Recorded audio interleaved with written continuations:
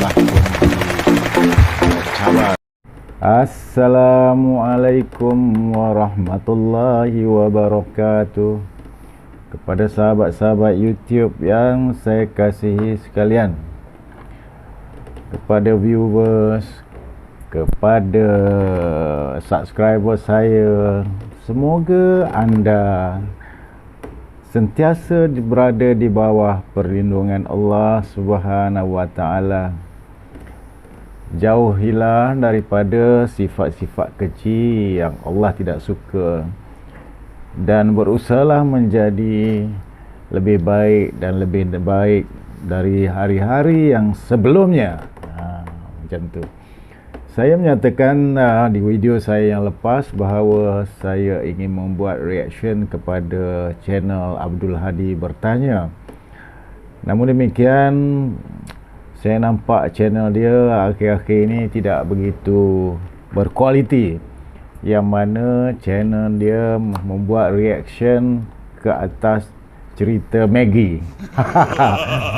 Cerita Maggie ni, saya nak beritahu Tuan Abdul Hadi bahawa Maggie ni selalunya dimakan oleh kebanyakannya lah student-student yang mana tidak bergaji pada waktu itu di college. Dan pada tahun 80-an, saya masih ingat lagi, Maggie ni harga 30 sen ke 25 sen macam tu. Saya juga makan Maggie. Maggie ni sedap. Saya suka Maggie kari. Ya. Dan waktu belum sampai kita dapat scholarship lah. Ya, kita ataupun malam-malam ya, di bilik tu kita makan Maggie.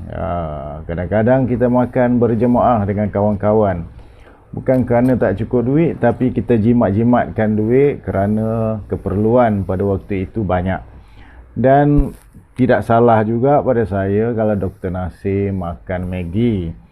Ya, tidak salah kerana Maggie itu adalah satu makanan yang untuk orang kata kalau kita malas, dia fast food juga. Kalau kita malas nak keluar beli makan ke apa, ataupun kita berjaga malam kan, kita bolehlah makan Maggie. Cuma Maggie ni bahaya juga, dia banyak monosodium glutamate ya, yang boleh membotakkan kepala kita.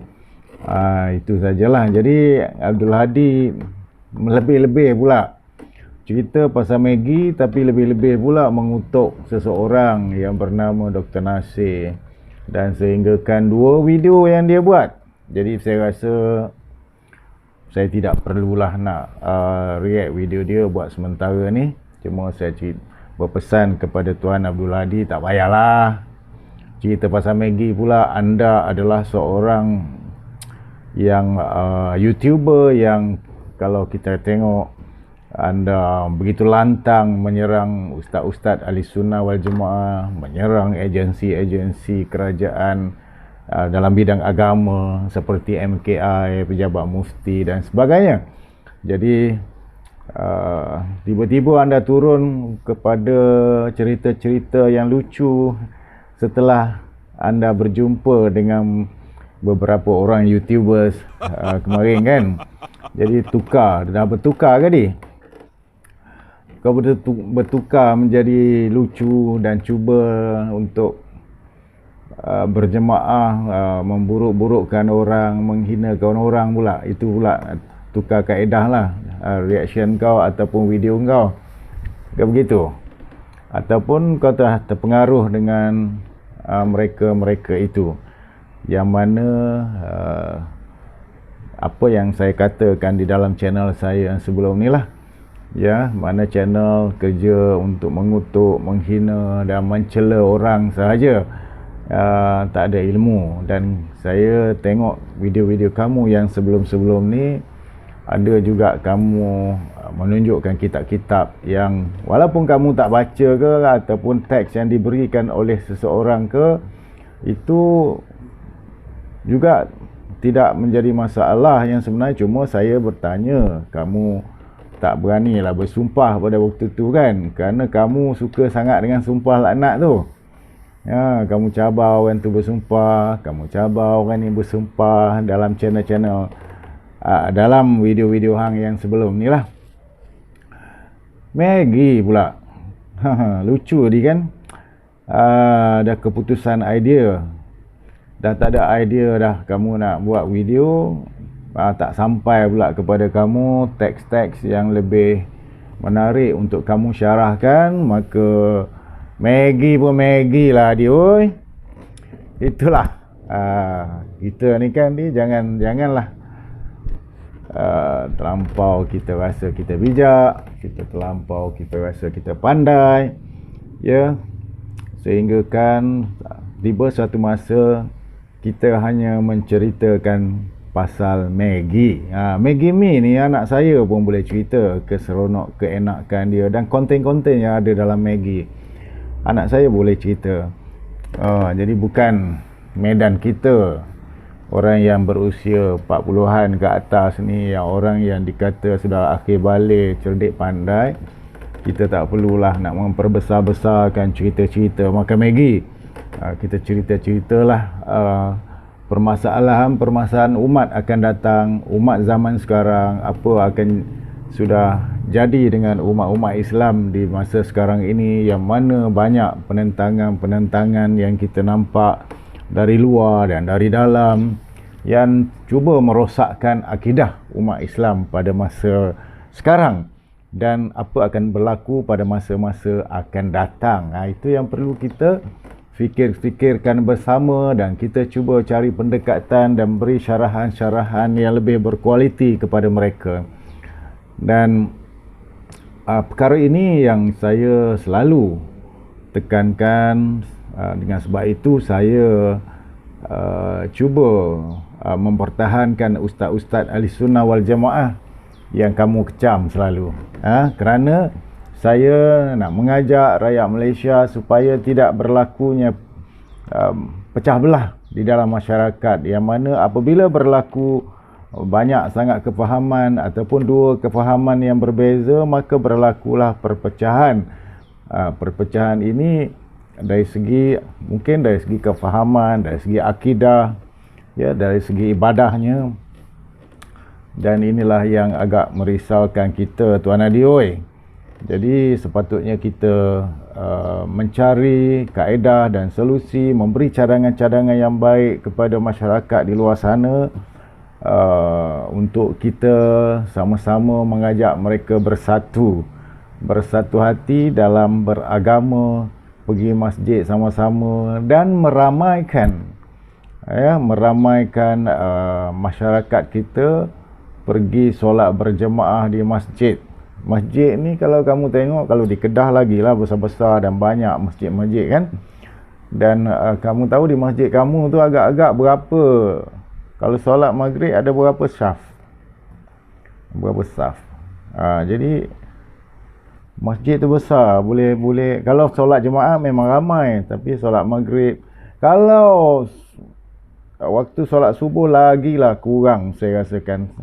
Di sini di Kuala Lumpur ni, di Lembah Kelam ni begitu juga. Jadi kita carilah jalan bagaimana kita nak mengajak masyarakat di luar sana untuk cintakan masjid, untuk cintakan solat berjemaah. Itu lebih baik, Madi, daripada kita menceritakan pasal Maggi Mi, cepat dimasak, sedap dimakan, serup. Saya suka Maggi, tapi saya tak makan selalulah, seminggu, 2 minggu sekali. Dan kadang kalau saya berjaga malam, jadi tak ada, malas nak masak masakan lain, saya makan Maggi juga. Janganlah memburukkan Maggi tu dan memburuk orang yang makan Maggi. Tak baik kan. Sesiapa saja boleh makan Maggi. Dan Maggi ini kalau nak tengok, kita tengok dia ada logo halal, ya, logo halal, dan memang halal dimakan lah. Kalau tak halal pun dia bertanggungjawab, ialah kilang lah, bukan kita. Okey, Maggi tu tak ada masalah apa, Adi. Saya percaya Adi juga makan Maggi kan. Tak ada masalah apa, cuma masalah hati je. Masalah hati dan masalah fikiran anda tu. Anda cepat koyak apabila diterjah, dan anda cuba untuk membalas terjahan-terjahan itu yang mana mungkin benar apa yang dikatakan oleh channel Dr. Nasir Vlog, dan pertemuan enam mata juga dikabarkan pernah berlaku di antara anda, Dr. Nasir dan juga Ustaz Rosdi di Kedah lah, di Kuala Kedah ke di mana saya lupa. Saya tak ingat, tak ambil pot sangat lah. Tapi ada pertemuan di Kedah dan sepatutnya dah ada satu perjanjian yang mana bertindak dengan lebih profesional, ya, lebih profesional dalam bidang masing-masing. Dan serang menyerang pasti kena berlaku di dalam bukan menyerang pribadi tetapi menyerang fahaman-fahaman ataupun membuat react ke atas video-video antara satu sama lain. Itu tidak ada masalah bagi saya kerana itu adalah satu perbahasan yang sihat dan kita boleh penonton-penonton boleh menonton kedua-dua belah pihak dan memilih yang mana yang lebih baik, dia hujah-hujah dan yang benar hujah-hujahnya untuk diambil sebagai kata teladan ataupun untuk diamalkan, ya. Jadi kita ni di pertelagahan antara dua fahaman barangkali. Jadi kalau fahaman yang anda bawa itu anda rasa benar, anda keluarkan hujah-hujah yang boleh meyakinkan dan mengikut Al-Quran dan As-Sunnah, dan kita juga akan keluarkan hujah-hujah yang boleh meyakinkan masyarakat mengikut Al-Quran dan As-Sunnah, dan kita cari solusi bagaimana untuk merapatkan saf antara satu sama lain, ya. Abdul Hadi dan rakan-rakan YouTube yang lain juga, sebelum itu saya mohon maaf lah kalau ada rakan-rakan YouTubers yang tersinggung, ya, dengan apa kata-kata saya di dalam video yang saya keluarkan semalam. Itu adalah reaction saya kepada seorang YouTubers yang kurang sopan, yang tidak beradab, yang mempunyai perangai yang begitu aneh, yang mana sebelum ini dia pernah mengutuk mencela saya tanpa apa-apa sebab, dan selepas itu dia telah memohon maaf dan saya menerima maafnya. Sebelum itu lagi, sebelum dia mohon maaf tu, saya dah terima maaf dan saya jangka tidak ada apa-apa lagi lah memburuk-burukkan saya lagi pada masa-masa selepas itu. Tetapi rupa-rupanya dalam live stream beliau telah memetik nama saya dan memperlekeh-lekehkan saya, dan seolah-olah ingin mengajak saya sekali untuk menjadi orang-orang yang seperti beliau. Saya tidak begitu, insya-Allah. Dan jangan nak ajar saya untuk melakukan perbuatan-perbuatan buruk, dan lama sudah saya tinggalkan, ya. Jangan coba-coba, ya sahabat, jangan coba-coba. Si Mamat Singapura dan rakan-rakannya jangan coba-coba. Nanti kalau saya menjadi seperti sebelum, seperti dahulu kala, anda tidak tahan nanti. Anda kata anda kuat, anda kata anda hebat, yang sebenarnya Allah lah yang hebat. Anda jangan sekali-kali pandang sebelah mata, ya. Saya minta tolong jangan pandang sebelah mata. Setiap manusia Allah beri kudrat, Allah pinjamkan kudratnya, Allah pinjamkan iradatnya, ya. Ya, Mr. Rafi, Mr. Hadi pun sama juga. Hati-hatilah dia. Allahu Akbar. Okey, sahabat-sahabat, hari ni saya rasa saya nampak tertarik ada satu buku ni ya. Dan buku ini banyak cerita-ceritanya di dalam bidang keagamaan juga, yang berkaitan dengan keagamaan, yang mana buku ini diterjemahkan oleh Nur Aini Abu, yang merupakan sebuah buku yang terlaris di Timur Tengah dan di Indonesia, yang berjudul Don't Be Sad. Jodoh dia dalam bahasa orang putih. Dan jangan bersedih, kalau dalam bahasa kita, setelah kesulitan pasti anda ada kemudahan. Jadi saya nak baca bab yang ke 54 kepada anda semua lebih kurang, agar dalam topik jangan bersedih, hinaan tidak selamanya berarti buruk. Saya kena pakai spek lah kalau saya nak membaca, sebab biasalah otai kan. Okey, dalam bab ini dia penulis telah meletakkan sebuah seperti syair lah ya. Anda tidak perlu bersedih. Kesabaran anda terhadap kritikan dan hasad dengki mereka itu pada dasarnya petanda bahawa anda memiliki harga dan darjat. Wow. Sebab manusia tidak akan menendang bangkai anjing, dan orang-orang yang bodoh pastilah tidak akan terkena sasaran pendengki. Seorang penyair mengatakan, orang Iram pernah dihasut orang. Mereka tidak memandang celaan sebagai kedengkian. Seorang penyair yang lain pula berkata, banyak orang yang iri kepada pemuda kerana mereka tidak berhasil menggodanya. Semua orang sampai memusuhi dan membencinya. Kebaikan bagi mereka membahayakan mereka yang menghasutnya. Mereka katakan bahawa pemuda itu sangat buruk. Zuhair mengatakan, orang didengki kerana nikmat yang mereka peroleh. Allah tidak akan mencabut nikmat itu dari mereka. Ada pula lainnya yang berkata,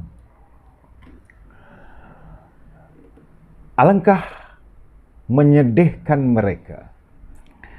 Mereka ini atas kematianku. Sampai mati, aku belum pernah bebas dari kedengkian orang. Penyair yang lain pula berkata, kau mengeluh kerana kezaliman mereka, padahal kau tidak pernah menjumpai keburukan kecuali pada diri orang yang suka menghasut itu. Selamanya engkau tidak mungkin bebas dari kedengkian, wahai cucu yang mulia. Sedangkan kemiskinan tidak pernah ada kecuali bagi orang yang dengki. Penyair lain berkata, bila seorang pemuda mencapai langit dengan cahayanya, dia bagai bintang-bintang yang bertebaran di atas sana. Para pendengki akan memanah setiap keagungannya dengan menggunakan busur. Selamanya anak panah itu tidak akan mencapainya. Ketika Nabi Musa AS memohon kepada Allah agar dia menghentikan kejahatan mulut kaumnya, Allah Subhanahu Wa Taala berfirman, wahai Musa, itu belumlah seberapa bila dibandingkan dengan yang mereka lakukan kepadaku. Sesungguhnya aku menciptakan mereka dan memberi mereka rezeki namun mereka masih mencela dan mengejek aku. Dalam sebuah hadis riwayat Rasulullah sallallahu alaihi wasallam, Rasulullah sallallahu alaihi wasallam bersabda yang bermaksud, Allah Azza wa Jalla berfirman, anak Adam mencerca dan mencaci diriku, padahal itu tidak selayaknya dia lakukan. Dia telah mencercaku ketika dia mencerca masa, kerana akulah yang menciptakan masa. Ada pada kekuasaankulah semua urusan dan akulah membolakkan malam dan siang sesuai keinginan. Adapun cacian kepadaku, dia berkata bahawa aku mempunyai pendampingan dan anak, padahal diriku sama sekali tidak mempunyai pendampingan dan anak. Anda tidak mampu untuk menutup mulut manusia supaya tidak melakukan pelecehan terhadap kehormatan anda. Akan tetapi, anda mampu melakukan kebaikan dan menghindari perkataan dan kritikan mereka. Betul. Itu saya setuju. Seorang penyair berkata, perkataan pendengki itu sungguh tidak berarti. Saat aku mendengarnya, aku berkata kepada diriku, larilah darinya dan biarkan ucapan itu berlalu. Perkataan itu sama sekali tidak menyebabkan aib bagiku dan selamanya tidak menyebabkan apa yang ku miliki menjadi berkurang. Penyair yang lain pula berkata, aku melintasi orang dungu, mereka mencela diriku. Aku berlalu sambil berkata, bukanlah aku yang dimaksudkan dalam celaannya itu. Bila seorang dungu berkata, jangan kau hiraukan, jawapan terbaik baginya adalah diam. Kenyataan menunjukkan bahawa orang bodoh yang menghina dan menentang para tokoh, orang terkemuka dan para cendekiawan, bila amal baik yang kulakukan ternyata dianggap sebagai kesalahan, maka katakan kepadaku bagaimana aku harus menjelaskan. Pada umumnya orang-orang yang kaya sentiasa dibayangi kegelisahan. Apabila saham mereka melonjak naik, barulah tekanan darah mereka menurun. Allah Subhanahu wa taala berfirman dalam surah Al-Humazah ayat 1 hingga 4 yang bermaksud, kecelakaanlah bagi setiap pengumpat lagi pencela yang mengumpulkan harta dan menghitung-hitung. Dia mengira bahawa hartanya itu dapat mengekalkannya. Sekali-kali tidak. Sesungguhnya dia akan dilempar ke neraka hutama. Okey. Seseorang sastrawan barat mengatakan,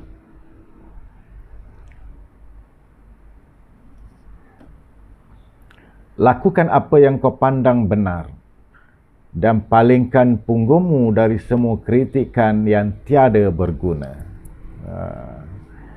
Ada beberapa perkara yang perlu anda renungkan dan anda cuba.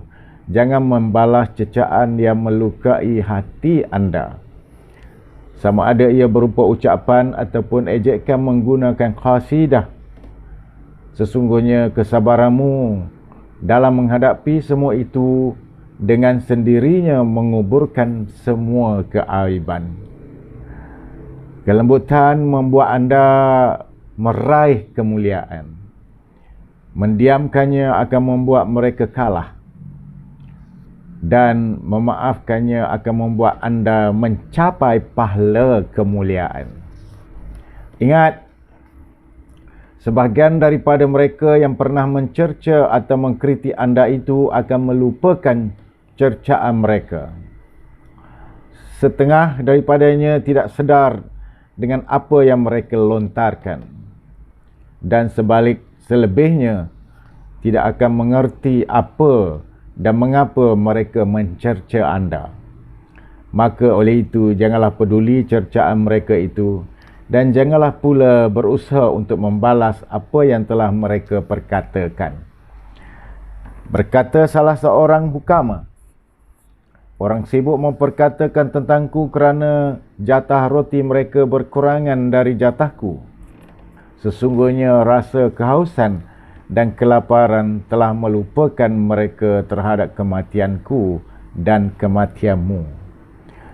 Seorang penyair berkata, menyingkirlah dari orang yang duduk di sampingmu, sebab teman sebangkumu adalah seorang pendengki dan pencaci. Dengar baik-baik ya, itu. Sebuah rumah yang sentiasa tenteram meskipun hanya terdapat sepotong roti di dalamnya adalah lebih baik dari sebuah rumah yang penuh dengan makanan yang lazat-lazat tetapi tidak pernah lekang dari pergaduhan dan huru-hara. Buat renungan anda semua, sahabat-sahabat yang saya kasihi sekalian. Apa yang diperkatakan itulah patut kita renung-renungkan. Jangan bersedih kerana penyakit yang anda deritai akan hilang. Cubaan akan pergi, dosa akan diampuni, hutang akan terbayar, orang yang terpenjara akan dibebaskan, orang yang hilang akan kembali, orang yang melakukan kemaksiatan akan bertaubat, dan orang yang fakir akan menjadi kaya. Jangan bersedih. Tiadakah anda perhatikan bagaimana awan hitam itu tersingkap terang? Malam yang demikian pekat menjadi terang benderang. Angin kencang menjadi tenang dan bagaimana badai menjadi reda. Yakinlah itu menandakan bahawa kesulitan hidup yang anda rasai akan lenyap. Kehidupan anda akan menjadi bahagia dan masa depan anda menjadi gemilang. Jangan bersedih kerana teriknya sinar matahari akan diteduhkan oleh bayangan. Rasa kehausan yang mencekik akan disegarkan oleh air yang dingin. Dan rasa lapar yang mencengkam akan dikenyangkan oleh sepotong roti yang hangat. Keletihan kerana berjaga malam akan berhujung pada tidur yang nyenyak. Pedihnya kesakitan akan hilang dengan lazatnya sihat. Kerana itu anda hanya perlu sedikit kesabaran dan tunggulah barang sejenak. Jangan bersedih. Meskipun para doktor sudah kehabisan cara, kalangan bijak bistari kehabisan akal, para ulama tidak lagi dapat berbual apa-apa, para penyair hanya dapat menggeleng-gelengkan kepala. Dan semua usaha tidak lagi berguna apabila sudah berhadapan dengan pelaksanaan kudrah kekuasaan Allah, terjadinya qada dan segala sesuatu yang telah ditakdirkan. Ali bin Jabalah berkata, semoga kebahagiaan menjelma. Semoga jiwa kita terubat dengan harapan. Maka janganlah menyerah. Sebab jika kau menyerah, kecemasan akan menyergap jiwa. Seseorang yang paling dekat dengan kebahagiaan adalah orang yang memiliki harapan. itulah sedikit sebanyak sahabat-sahabat yang boleh saya kongsikan kepada anda. Jadi sekali lagi saya mohon ampun dan maaf sekiranya ada terkasar bahasa dan menyakiti hati anda semua di video-video saya yang sebelum ni, terutama video yang semalam, yang sebenarnya ada hikmah di sebalik apa yang berlaku. Dan renung-renungkanlah apa kata-kata yang baru sebentar tadi yang saya sebutkan kepada anda dengan syair-syair daripada penulis di dalam sebuah buku yang berjodoh Don't Be Sad. Don't be sad, but don't try Mr. Rapi dan your friend, don't try jangan membolak-balikkan hati saya untuk saya melakukan sesuatu yang tidak seperti apa yang saya baca sebentar tadi. Namun demikian, saya berdoa kepada Allah Subhanahu Wa Taala agar anda semua yang mengutuk saya, yang mengeji saya, yang mempermain-mainkan saya itu, semoga Allah berikan hidayah kepada anda semua. Dan juga mohon hidayah juga daripada Allah Subhanahu Wa Taala kepada saya dan keluarga saya. Semoga Allah mempermudahkan urusan kehidupan kita semua. Itulah harapan kita, kerana kehidupan di dunia ini adalah sebuah ujian untuk kita hadapi ujian-ujian yang sebenar, kehidupan yang sebenar yang kekal abadi di sana ya. Okey, sahabat-sahabat, selama 32 minit lebih saya berceloteh dengan anda dengan membaca satu teks yang amat menarik. Jangan bersedih, dan semoga anda semua dapat manfaat daripada apa yang saya bacakan tadi. Semoga anda juga menjadi seorang yang lebih baik dan lebih baik setiap masa untuk kehidupan seharian anda. Okey, dengan ini satu pesanan lagi. Jika sahabat ataupun viewers yang belum lagi subscribe channel saya, bolehlah tekan butang subscribe sekarang. Mudah-mudahan anda akan dapat menonton dengan membantu saya dan memberi galakan kepada saya, dan mudah-mudahan ianya memberi pahala yang kepada anda, dan juga menggalakkan saya membuat video-video yang lebih menarik pada masa-masa yang akan datang. Okey, sahabat-sahabat, wassalamualaikum warahmatullahi wabarakatuh.